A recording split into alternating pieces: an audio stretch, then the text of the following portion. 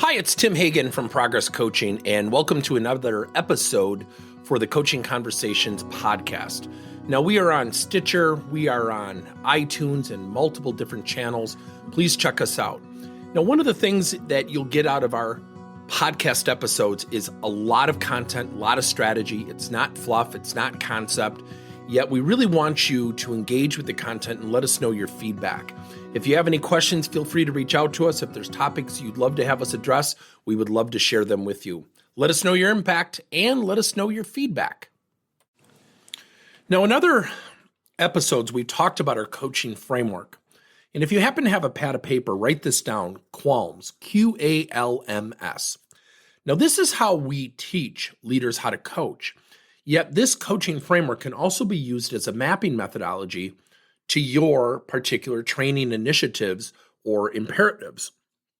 So let's say you're doing your own internal course on negotiation skills, and you want to teach a group of people some negotiation skill tactics. Once the training's over, you want leaders to become your training reinforcement partners. How do you do that? You can use the coaching framework. So not only can you educate leaders on how to coach, yet you can also use that very framework to create your own coaching materials to become a reinforcement tool to your training initiatives, such as negotiation skills. So you can literally create what we call a coaching map or a coaching guide using QALMS. So when somebody goes through your negotiation course, whether it be online or seminar, workshop, what have you, then you can create a coaching map.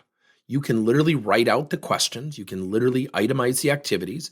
You can literally write out how to utilize a learning project. That's the QAL. Then you can give sample dialogue pieces of how to coach to someone's motivation, where they want to go.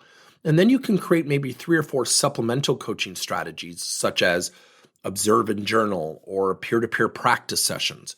And so what you can do is use a coaching framework to become your design tool, if you will, to reinforce your training. The framework is not only utilized to teach leaders how to coach, yet the same model, the same framework can be used as your training reinforcement design tool.